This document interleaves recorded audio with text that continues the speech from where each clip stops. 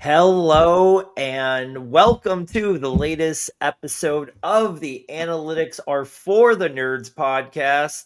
I'm not Allie, I know, but we have Stacy Perez with us today, so that's going to be so much fun.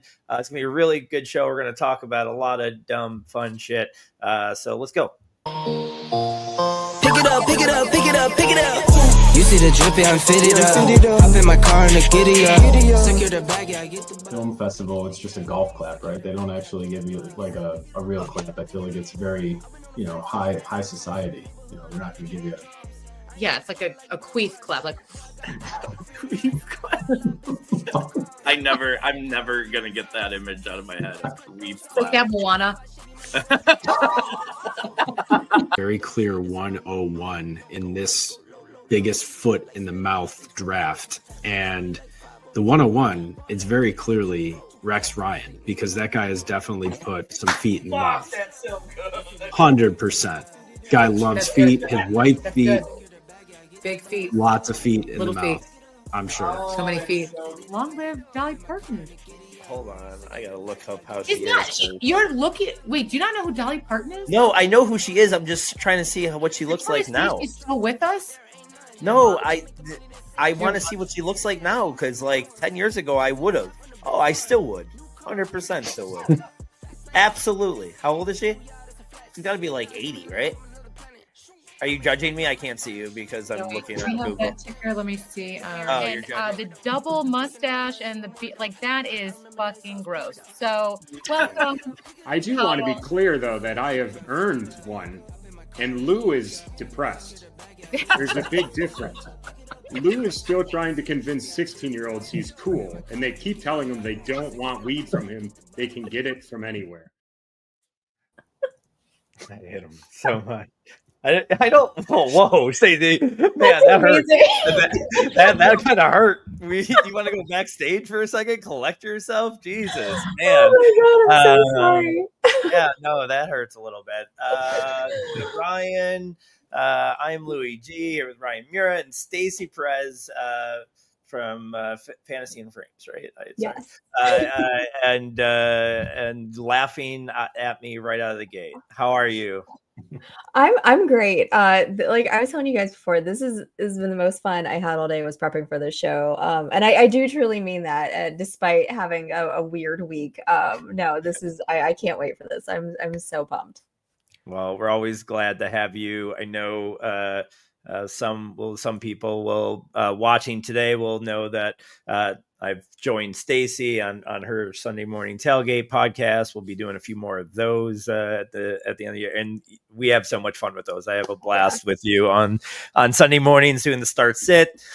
Even when I tell you that your Green Bay Packers will be losing to the Cleveland Browns before it happens. That hurts. But I also on that podcast made, and Ryan will laugh at this, a statement that Carson Wentz would not lose the job back to JJ McCarthy. And I was very wrong there. I will say that publicly now. Well, you only were partially wrong, I think, because I do think they would have. I mean, they were basically throwing Carson Wentz out there with his arm dangling off his shoulder. Like he was.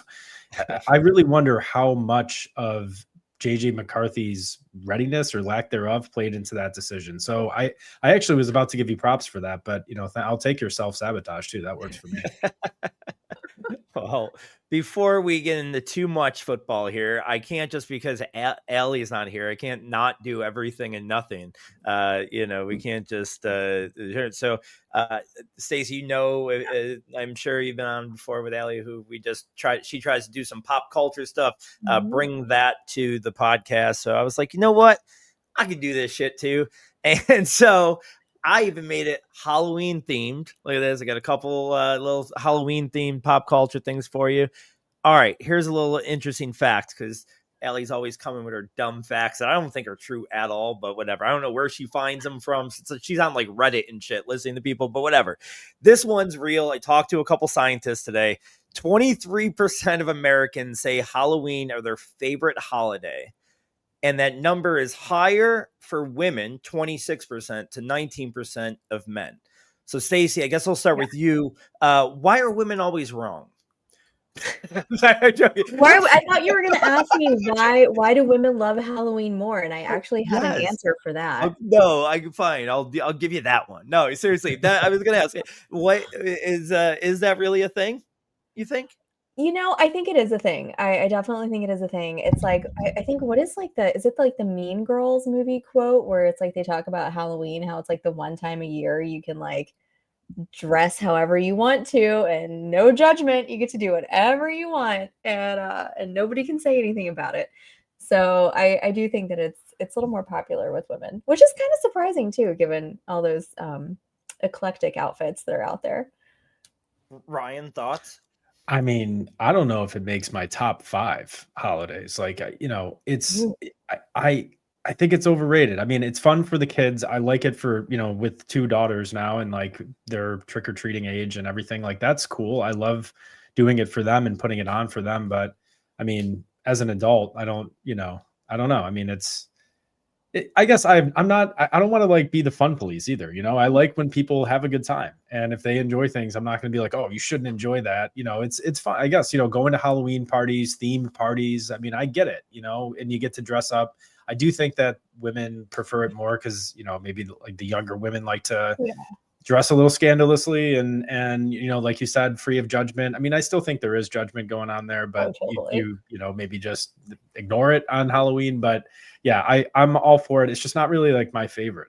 It's not, I'd rather, Christmas is way better. Thanksgiving is way better. I mean, what's the best food you have on Halloween is just like candy. I mean, okay, you can have candy whenever you want, we're adults now. So the best thing about being a grown up. Totally agree. All right. I'm coming with numbers today. 41% of Americans believe in ghosts, and 20% have reported experiences with one. Ryan, do you belong to any of those percentages? Do you believe? Have you seen?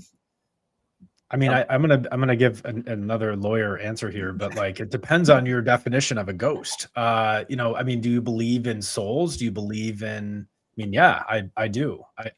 I don't know about ghosts or ghost sightings. I mean, I've never seen something like that, but I'm not going to judge the people that say they did. I can't contradict that. I don't have any evidence. So, yeah, let people see ghosts if they want to. That's my opinion. Stacy, thoughts? Have you had a supernatural experience? I'm not going to say supernatural, but I went to New Orleans a few years ago and we did a ghost tour bar crawl, and which phenomenal if you've never done one. It was amazing. But we get to this one house, a pretty famous house in New Orleans. I can't remember the name, but like some shit went down in that house, and it's supposed to be like one of the most haunted places like there. And you definitely got it felt just like really kind of like this sense of dread as you're sitting, and maybe you're just hearing about, like all the bad things that happen there or whatnot. But our tour guide kept telling us that like, a lot of people get really creepy vibes around this house. Like whenever they do the tours, people just don't like it. They want to get out of there as quickly as possible. And it's always had like this like history of, as it's been sold throughout the years, like people sell it really quickly because they don't want to, like be around. They just, like either have seen the ghost or, whatever. So I don't know that I necessarily believe it, but I don't know. I think there's something out there, but I don't know about ghosts so much. Yeah, you guys both kind of walked around the answer a little bit. Like you're like, I don't want to shit anybody. I kind of want to feel. Here's the thing: I don't want to be proven wrong. I don't believe in them, but nobody has to prove me wrong. So whatever. I told my dad that all the time. My dad had an experience he thought, and he'd say it, and I'd always mess with him that I just wasn't there and couldn't believe it. But I said, don't ever prove me wrong when you're gone, because I don't want to know that I'm fine. Sure, I'll believe in them because I don't want to see one. So I'll be part of the 41%. I definitely don't want to be part of the 20%. All right, that was it. That was I quick, easy. We don't have to. Allie would be asking us about some relationships by now of people I never heard of. So, all right, a little Halloween stuff there. But let's First get week into football. and maybe like 2 months that we haven't had a Bill Belichick section. Ooh. It is, yeah. been a Almost regular. every week, Ellie's updating us on Bill Belichick and his record, and to his girlfriend, which I am here for that drama. I love Oh, totally. For that, I love everything to do with that. Crazy. But the first here football thing, and Ryan, I'll kind of let you take the lead here because I think you're kind of your league, I think, is something that one of your leagues is, I think, the thing that kind of sparked wanting to have this conversation on podcast. So I'll let you take the lead and explain that if you want, or just, what we're going to be talking about here. It's when is the right time to talk about, dynasty and tanking rules? Is it the off season when there's not, player takes to be had? I don't know. I mean, sometimes it's like, I think when it's actually happening, that's maybe when it's best to talk about. So it's a controversial subject, I think, for most of dynasty players, right? What to do. And I was of the opinion years ago that, you really want to try and curtail tanking, because what you don't want are, uncompetitive matches, or, people who are just trying to drive their roster down to the bottom. You're giving some teams certain windfalls. If you're playing against a lousy opponent, it's league integrity, all of that stuff. I've almost come fully around on that.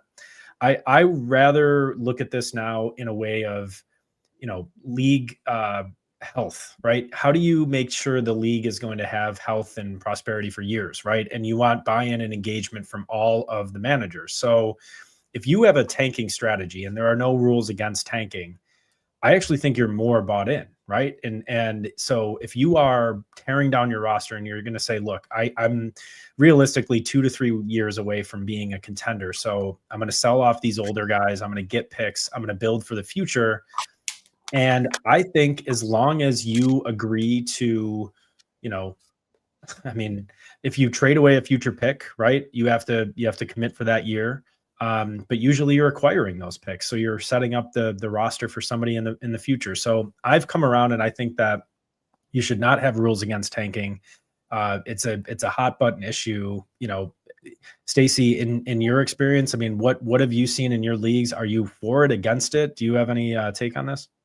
I think the way that you just explained it, I think I'm for that kind of tanking, right? So if you are actively making trades, you're moving guys on your roster to try to get better for the future, I think that's completely fine because you are still bought in the league. If you're just letting your team go and not, being an active manager in a dynasty league, that kind of thing, I don't like that. Like either be active or not. But I think you are active, even if you're not doing well and you are trying to get that number one pick. I think you are active in that way. So I'm totally fine with that. Yeah, and that's kind of where I went with it. The reason why we were kind of bringing up, or at least I was mentioning it in the specific league that Brian commissions, is that I love the commitment to tanking, and when you get there, like, give off all your parts, make it to where you don't have startable players. I'm fine with that. But in this specific league, because there was this guy just kind of decided he might be a year or two away, and he is not putting in a starting lineup, and his bench some weeks would beat half the league, so, and one, I would love to go back and see. I haven't spent the time, but I really want to. And being like, dude, I think you might be like 5-5 right now. Like, you might be a 500 team making the playoffs. To me, I don't agree with that at all. I don't fully understand it, again, because he's probably one move the other way from being a really good team. So it's just, but I know a lot of people in that league were like, his money, his choice. But I think it ruins the rest of the integrity of the league in that season, because it's affecting, even the shittiest teams in most leagues could could knock a good team off almost any week. Crazy shit happens. This is never a possibility with a team that's not even putting in a lineup. So, and we can take this in a number of different directions, but just to perhaps even put a bow on it, I think one of the keys then is, when determining draft order, try to take that out of the manager's hands as much as possible. That's why I love using reverse order of max points for, on the sleeper feature, which is just your possible points is another way of calling it. If your roster had, started the optimal lineup each week, how many points would you have? I want to reward, with the highest draft pick, the worst team in the league, right? And I think the best way to figure that out is not, who you started and if we're, did you start the right players or not? Calculate that for everyone, get an aggregate of the roster and then decide that. So yeah, it's tough. It's not, there's no, I think, like bright line rule that you can follow on this. It's definitely a case-by-case basis, but yeah, you want to promote league competition. I also want to promote league freedom. If you choose that, listen, I know I might have an average team, but I'm not winning this thing. I'm going to tear it down one more year and I'm going to sell off pieces and I don't want to win. I want a better draft pick. And if you're committing for that next year, I guess, what do I care? So. All right. No, that's a good conversation to have. I think, like you said, I think it's probably a better conversation to have in your leagues during the off season. You really can't change rules mid-season, but it's a good conversation to start putting in now if you think rules need to be changed in your league. All right, so we're gonna do our fun little segment with that we do fantasy categories. This time we'll do like a trade deadline edition, so all the players will be players that are rumored to be traded, and then we will pull up the wheel of names and spin. I'll give everybody their name. We'll spin the wheel, see what category they can, and then they are going to tell us what part of that category fits that player the best. Let's see here. Sorry. Share screen. Here we go. All right. So, Ryan, we will start with you. Let's see. I'm going to give you, we had 6 names. I will give you, sorry, Ryan's got, let's do Mark Andrews. Mark Andrews on the trade block, and we'll see what category you get from Mark Andrews. Oh, damn, Taylor Swift songs. I had a couple good ones for that, so mad about that. But go ahead. Which Taylor Swift song is Mark Andrews? All right. I'm gonna do this thing where I'm gonna stall, and as I'm searching for some Taylor Swift songs here. Let me just describe Andrews first. I feel like he's washed, and I know that it's, he'll have flashes here and there, but to me, it's like, why would you want to invest in this asset that it presumably is going to expire, pretty soon? Although, you could have said the same thing about Zach Ertz a couple of years ago, and look at him, he's still hanging on, catching touchdowns. I mean, maybe that's the blueprint is Andrews. So I'm going to say, if your team is acquiring Mark Andrews in a trade, and that's the thing that comes across. You see the Ian Rappaport and the Adam Schefter tweet, is your team, your favorite team here, just traded for Mark Andrews. I'm going to say that's down bad. Down bad. You're down bad if you trade for Mark Andrews, because honestly, what's your hope there? That's my bet. You don't think it's possible at all that he goes to a good place for him, fantasy wise? Oh, no. Really? I mean, I don't think there is. You wouldn't like him no matter where he went. I don't think there is a good place fantasy wise, not because of situationally, but I just don't think he's going to deliver. I think he's about as cooked as you can be. So I'm fully out on Mark Andrews and have been for almost 2 years now. All right. Well, Stace, I don't know if you've played the game before with us, but Here is your first round, and we'll give you Jacoby Myers, and we'll spin it. Jacoby Myers list came out. Bills, Steelers, Broncos are all, and oh man, what is a conspiracy theory that Jacoby Myers reminds you of? That's good. Okay. God, I feel when I was right, I was like, oh, thinking about this, I was like, I feel like I'm gonna have to apologize to Jacoby Myers in advance because I'm sure he's a really nice person, but he's so boring. And I really can't think of anywhere that he goes that takes him from where he's at on the Raiders and makes me feel anything different. So that being said, oh wait, did I get types of cars or conspiracy theories? Hang on. Conspiracy theories. Okay. All right. So my conspiracy theory, I was looking through conspiracy theories today. And I was like, okay, let's find one that like really just doesn't matter if it's true or not. And this is not a real one, but the commercial that's going on right now, the Uber Eats commercial about how the NFL is just trying to sell food. Oh yeah. Right. Who cares? Who cares if that would be real or not, right? That's kind of what I'm thinking here. It's like, Jacoby Myers goes to Louis, if he went to the Bills, would you care? No, not. I mean, Right. He would not fit. I would sell him immediately in fantasy because people would think the offense and think Josh Allen think he's going through he's not built for this Bills team. Right. They don't want. I really don't think they want it. The only way they would go for Jacoby Myers, and I know that people are saying they're interested, I just don't think so. It would be if like Shakir went down because he would fit that role better, but he is not the outside guy that they need. So I kind of agree with you. I think for fantasy, he is in his best place that he'll ever be. If he goes back to New England, that's kind of interesting. Do we really care there, though? I mean, they've got Booties looked so great. They've got Diggs, Pop Douglas, Hunter Henry. Like, do we really care about him in New England even? I think I would a little bit, and that's only because of May's explosiveness, not so much his, but I think he would take over for Pop Douglas at least immediately as like the 3. Go ahead. I think Jacoby Myers is a Steelers ass receiver if we've ever seen one, and I can just see him going out there and playing with. And the Steelers are going to try and convince themselves that we're gonna make this push, and we need somebody else to complement DK, and I think that's going to happen. That's where I see him going. Honestly, for him. Yeah, I think honestly the Steelers would work out really well for him fantasy wise because that Rodgers probably is his best shot. Yeah. Yeah, no, I like that. All right, I will do. I'm gonna do Rashid Shaheed. Oh, perfect. Oh man. Well, the best dancer on the podcast gets dance moves. Man, though.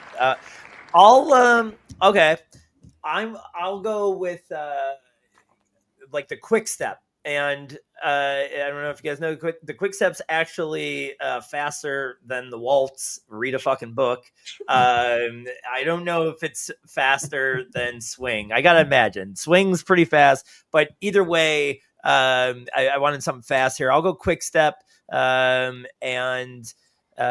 because quick step sucks too, and it's just really fast. And I don't think Shaheed sucks. I really do think he could go somewhere and be productive and actually add to his current fantasy value. I really do.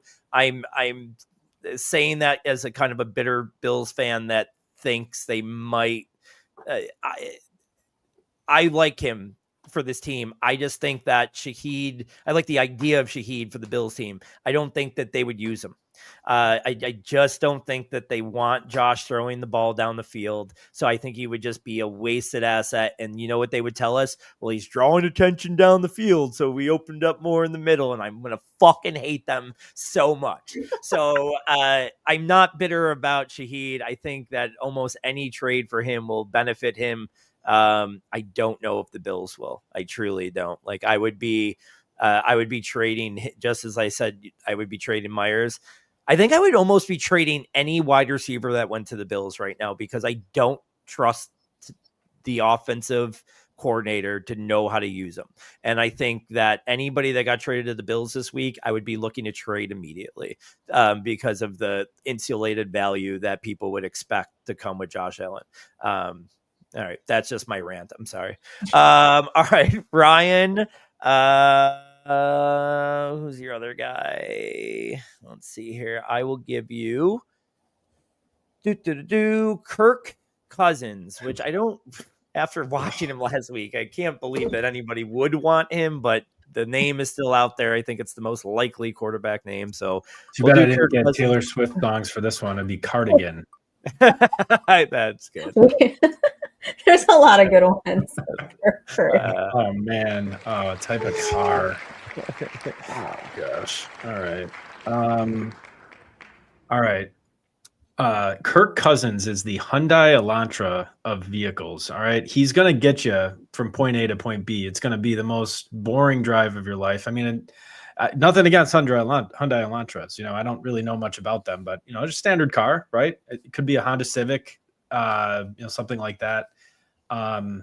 I guess I really blew the exercise here by giving two separate and different cars, but just something in that 2 or 4 door sedan that is 15 years old. That's what Kirk Cousins is. You know, a 2010 Nissan Altima. There's a third car. 2010 Nissan Altima is my pick. There it is. It's like the car that you go by and everybody's like it still runs perfect, and then they take it out and it fucking sputters out. Like last week, that was it. Last week was the sputter. Like it still runs perfect, and then you see it and you're like, oh no, this isn't. It doesn't look. Listen, great. dude, I told you I sold it as is. It started. You got somewhere. You didn't get far, but you can go somewhere with it. Yeah, that's Kirk Cousins. He's almost as cooked as Mark Andrews. So that's funny. Honda Civic was my comp for Jacoby Myers if it had landed on there, but it was going to be like a 2021 Honda Civic, like not brand new, but you know, like it still gets you there. Yep. All right, Stacy, I will give you Breece Hall. Oh, come on, 90s movies. I've got a good one. Yeah. Oh, and you're gonna get it. Look at that. All right. So if Breece Hall gets traded, he is going to be like Andy Dufresne in Shawshank Redemption. Okay. He's been in jail with the Jets forever, right? Just biding his time, just, you know, scooping away at the wall, right? He's got to get to his beach somewhere with Morgan Freeman waiting for him. And right, Morgan Freeman. Yeah, it's Morgan Freeman. Yeah. He's the one who ends up dying. It's the other guy, right? It's the other guy. It's been a minute since I saw that movie, but yeah, he's got to get to his beach down in Mexico. You know, with whatever team's going to trade for him, and just live his best life. You know, away from the dumpster fire that is the New York Jets. I like that a lot. And is everyone here like? I mean, obviously, the Chiefs just blow his value like to the moon, but like is there a secondary team that you think would be that you guys can just think off because I didn't think about this, so I'm sorry I'm throwing this at you, but like a secondary team that can be really big for his fantasy value?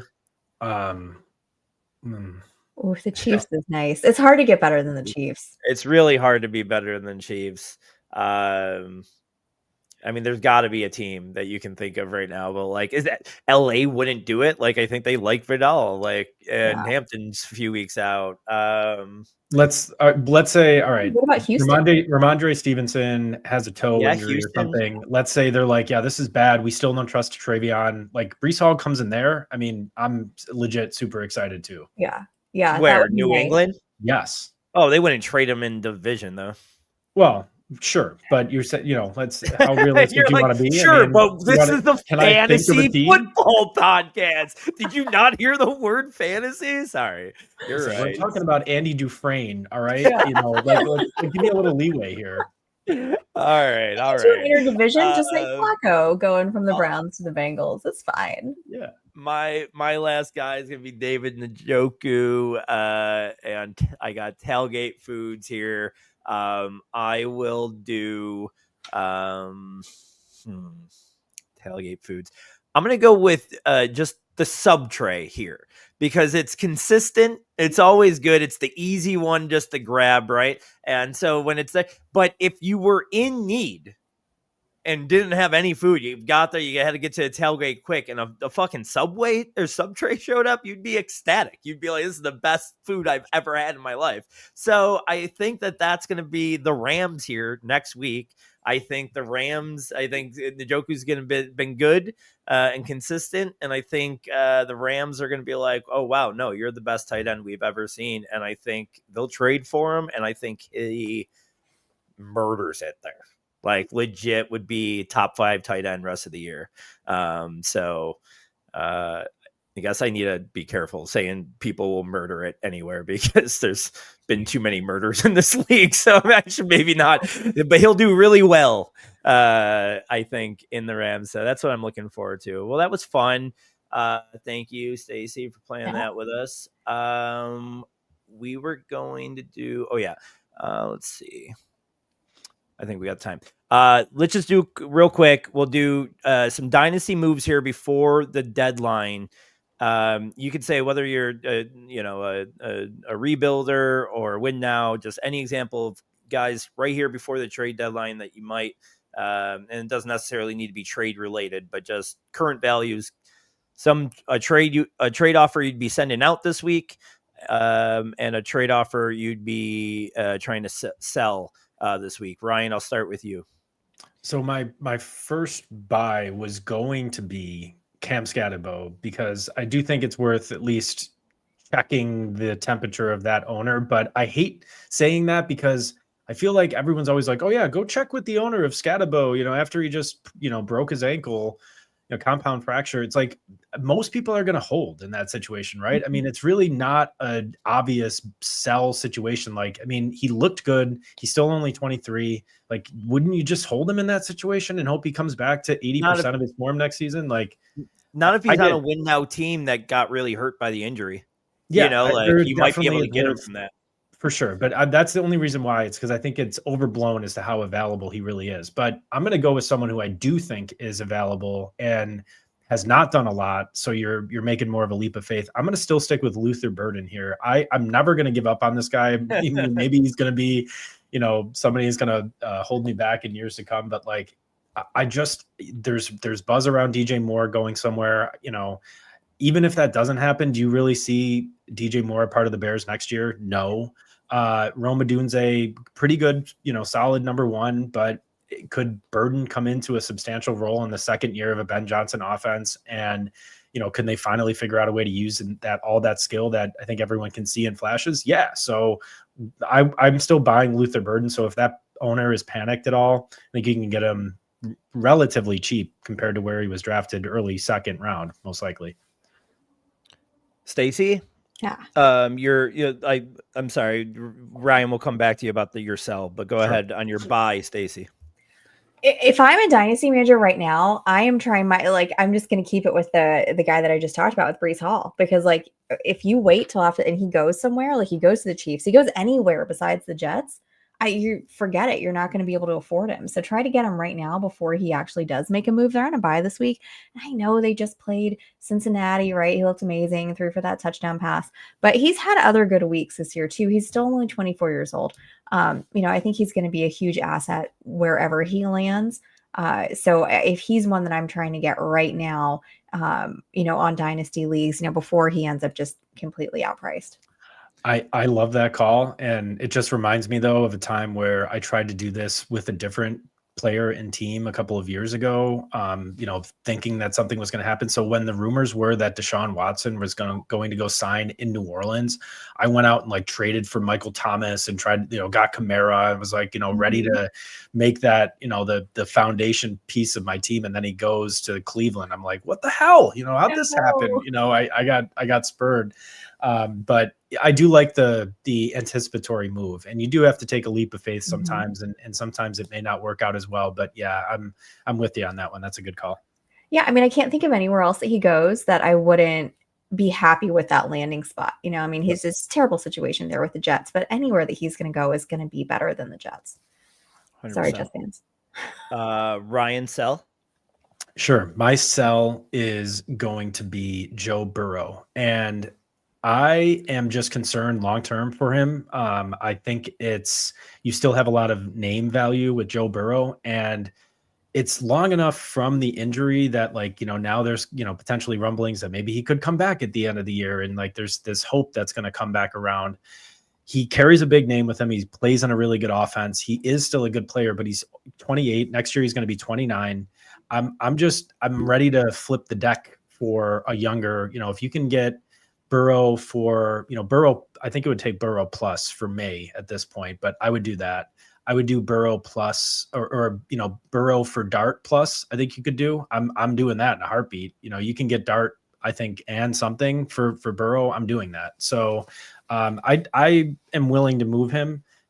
Jaden Daniels, someone that you could potentially maybe get this year who hasn't been as hot this year. So I'm just taking the temperature. I'm not giving this guy away. I'm not just like, oh, I'm off Joe Burrow, forget about him. But I think you can use it and flip it, potentially right now for some good value. Nope, that's good. Stacy, your sell? Yeah, so I'm trying to sell Quentin Johnston right now. I mean, like, I know the Minnesota game, that was game script. Like, there's not a situation in which they purposely don't target. I mean, like, that they are just targeting him. He's not getting any points, whatever. Like, that was completely on purpose, right? He's had great games. He's looked better than he's ever looked. I think we're all still kind of waiting for that shoe to drop. And is this going to continue throughout the rest of the season? I don't know. Lad McConkey's looked really good the last few games there. I think he's kind of getting himself reestablished. There, you've got Keenan Allen, who I thought when he signed with the Chargers, they were just being nice so that he could come retire as a Charger. But I guess he still has some juice. So I'm trying to sell on Quentin Johnston right now, trying to get a little bit something for him, before, the wheels potentially fall off there, if he is kind of given a reduced role or a Lad takes that over. I want to do it now before that actually happens. I think now is a good time. Maybe last week would have been a great time too, but maybe within the next couple of weeks or so, I want to try to move off of Quentin Johnston. Yeah, I like that. Quickly, I'll just do a couple of names that I'm thinking about this week. Bowers is tough to buy because no one wants to come off of that value that he had a while ago, but I think I would still buy him at the value from a while ago. And if I can meet somewhere in the middle of like where he was in the beginning of the season to what people are feeling about him right now, I would buy him because I just think he's finally healthy. Go ahead. Lou, let me take your temperature on this. I know you're a big Tyler Warren guy. Would you trade Tyler Warren right now for Bauer straight up? No, I think not. I think Warren's the tight end one. Oh, I think man, Warren's. no, I think Warren's dynasty tight end 1 and Bowers is 2 now. Wow. I think I have Bowers right behind him, but I would not want to make I wouldn't want to take that risk on Warren. Stacy, what would you do? You have an offer in your inbox. Brock Bowers, you have Tyler Warren. What are you doing? You accepting or you declining? I think there's a world in which I might accept that. I don't think it's completely off the table. I'm going to give you I'll give you a lawyer answer. It depends. Yeah.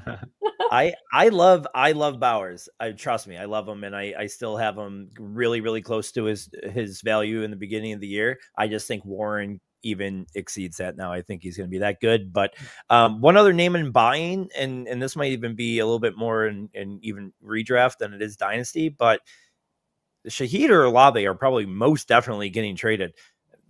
Devon Vele is a name they traded for this dude from the Broncos. Like, he's going to be their number 2 in a week.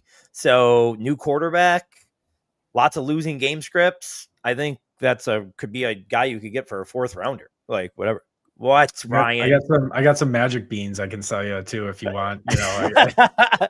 And I will say, as my sell, I was going to say Burrow too. I'm not changing because of you, but that was the first thought in my mind. But you know what I ended up at, and this is definitely recency bias and being a Bills fan, but like I said this in the beginning of the year, and obviously was right. I'm ready to start selling more Josh Allen.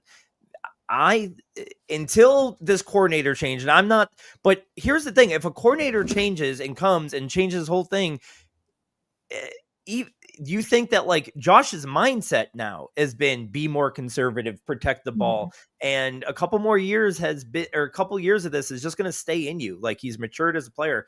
I don't know if we're not seeing his max passing stats, and the rushing stats are going to go down as he gets older. And he's just hitting his maybe prime season next year, maybe by prime season. Like, I think you could sell him if you could sell him as quarterback 1, I think you do it, because I don't think he's quarterback 1 anymore.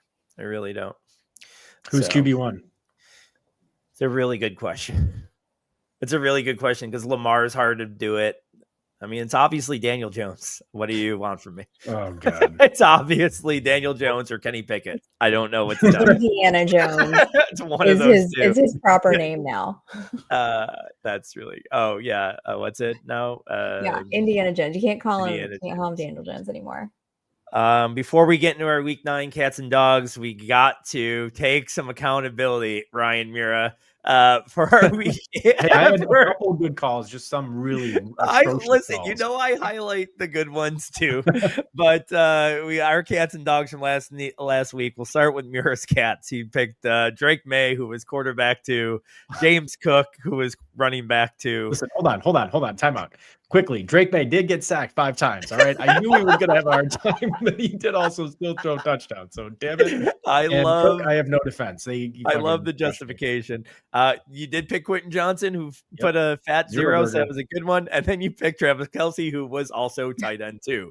So not great on the cats. The dogs.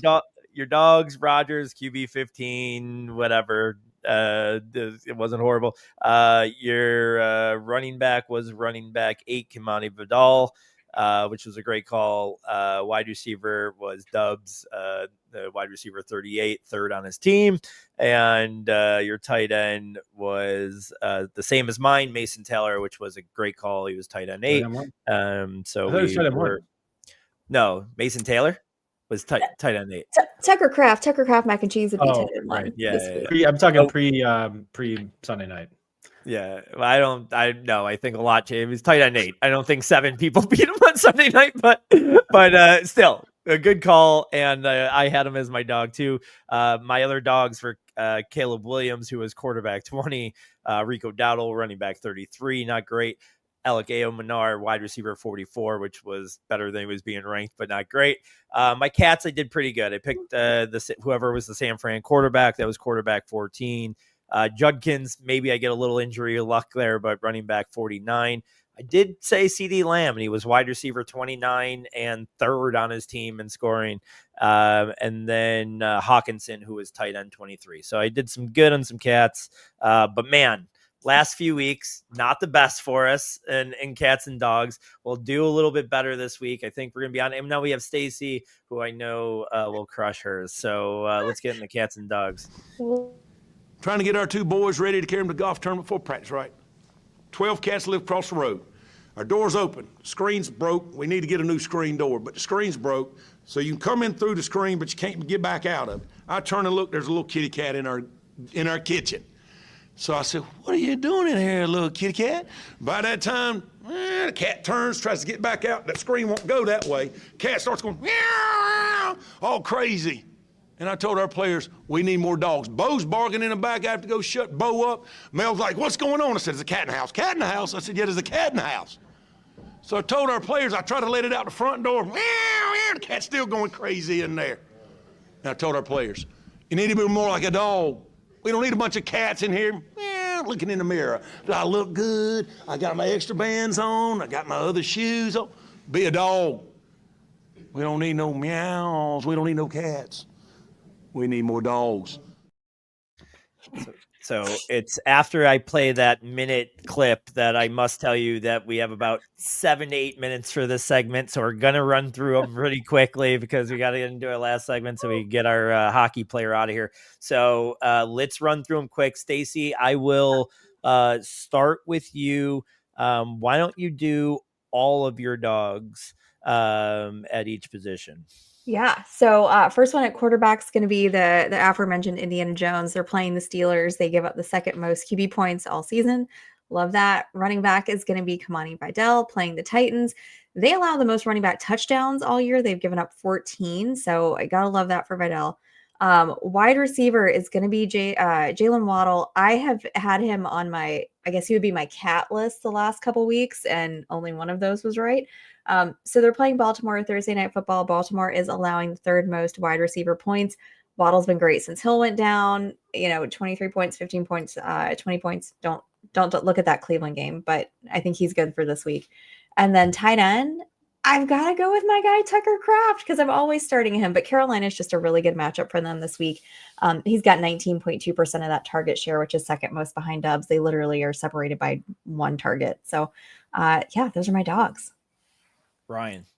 Well, this is why I run into so much trouble because I always try to go dogs. It's like guys that are, way outside the QB1 or, wide receiver 1 rankings. And I'm like trying to thread the needle on these fucking picks. But here it is anyways. All right. Not complaining. Yes, I am. My quarterback dog of the week, I'm going to go with he's QB 16 right now ranked on Football Guys. Caleb Williams against Cincinnati. But I think all I need to say about this is if Justin Fields can do that against Cincinnati, so can anybody. My running back dog of the week is going to be Tajay Spears. Throwing back to last year, I had a big, loved Tajay Spears. I still love Tajay Spears. I think he's good. He was looking electric. And I know you're going up against a pretty good run defense, but RB 32 currently ranked. I think he's going to outperform that. Jordan Addison is my wide receiver dog. I know a lot of people are really worried about playing any Minnesota Vikings. I think for good reason with the quarterback questions, but Detroit also doesn't have a great secondary. And I'm just kind of willing to throw a dart at he's going to make 1 or 2 big plays because that's what he does. And finally, for my tight end, I'm going to go with Theo Johnson versus San Fran. I'm not a believer in Wan'Dale Robinson. I still think Theo might be like the best chain mover for them. And I think he could remember that game that we talked about, Goddard getting a lot of volume, moving the ball. I think that's what's going to happen with Dart this week. He's just going to lock in, 6 catches for Theo Johnson this week. That's my pick. I like it. I will do my cats real quick.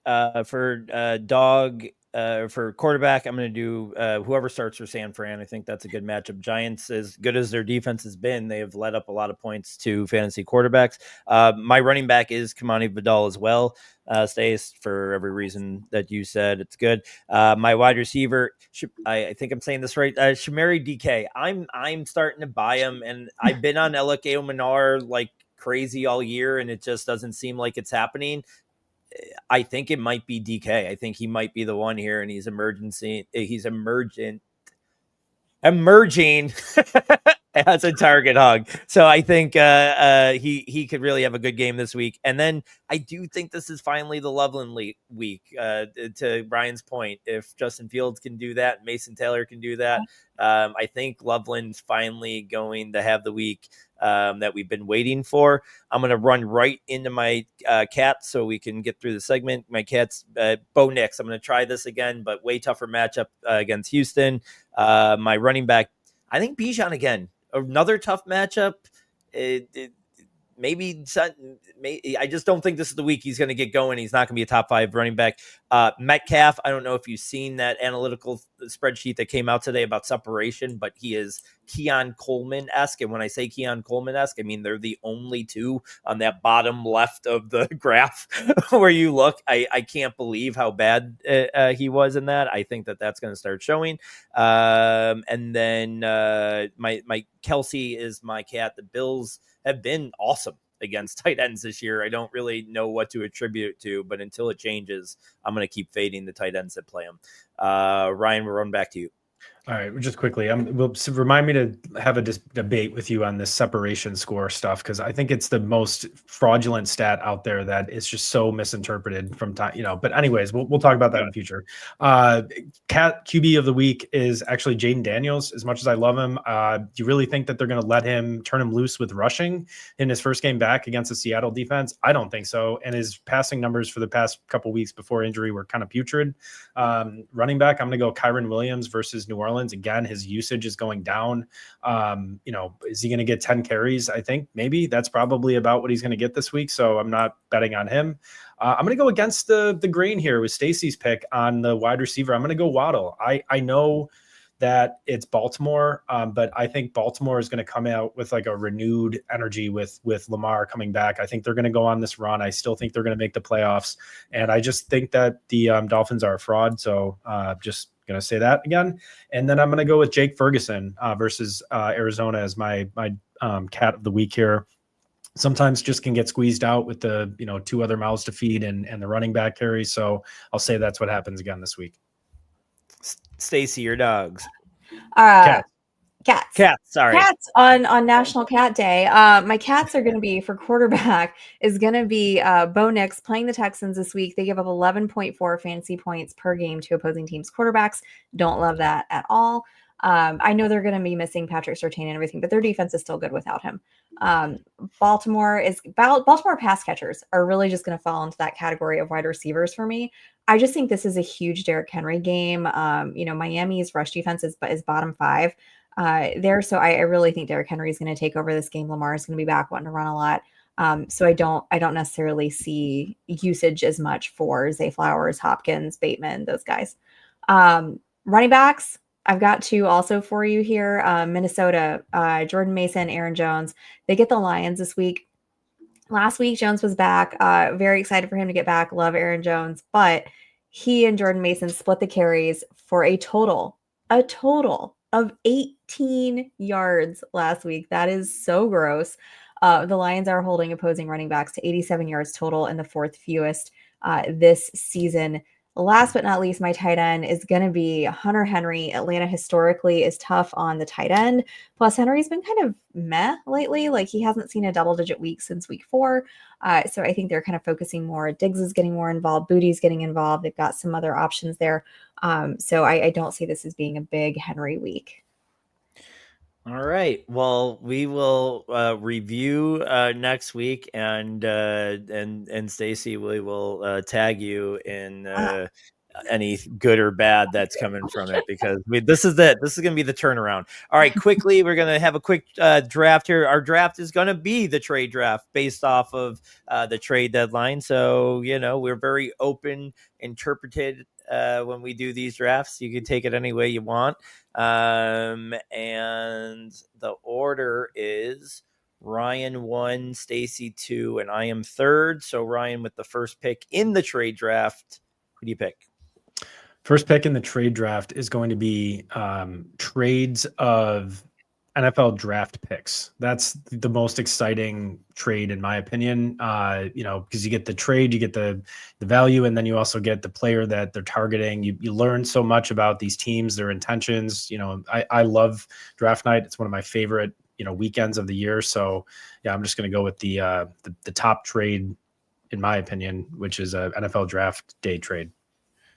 All right. And Stacy, the second pick in the trade. I hope draft. I did this right. So I picked out some famous trades, and then okay. Yeah. So any way you want.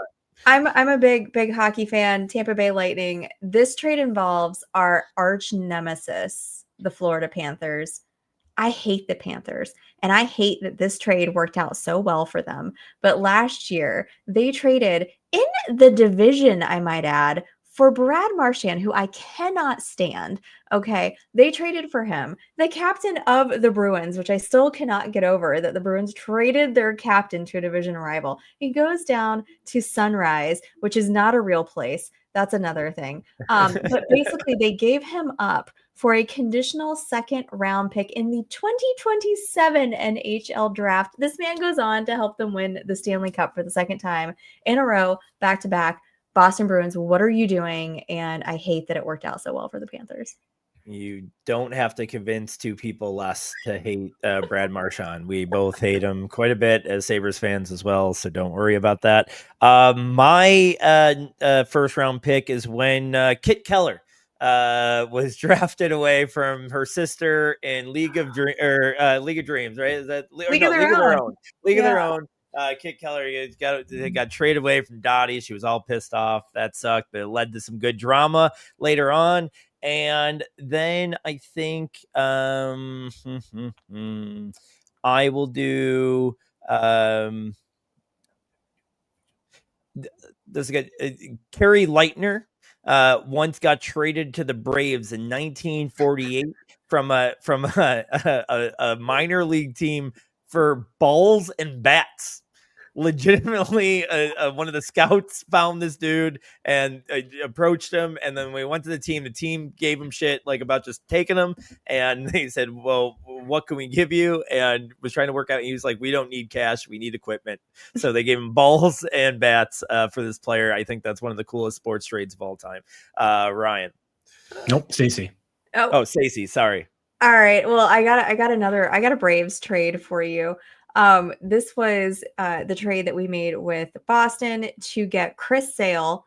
All we had to do was send over an infielder in Vaughn Grissom and pay about $10 million of his $27 million salary, and he comes down to Atlanta and wins the Cy Young. So we absolutely fleeced Boston. It was lovely, and I really enjoyed the 2024 season. We don't need to talk about this past season, 2025. 2024 was fantastic. Ryan for two. My final two, right? We're doing 3 rounds in this. Okay. So oh no, sorry, four real quick. So, 4. Okay. Yeah. Good. All right. So I'm gonna go Sabres trading for the greatest goaltender of all time, Dominik Hasek. That's one of the best trades ever. My favorite. Yep.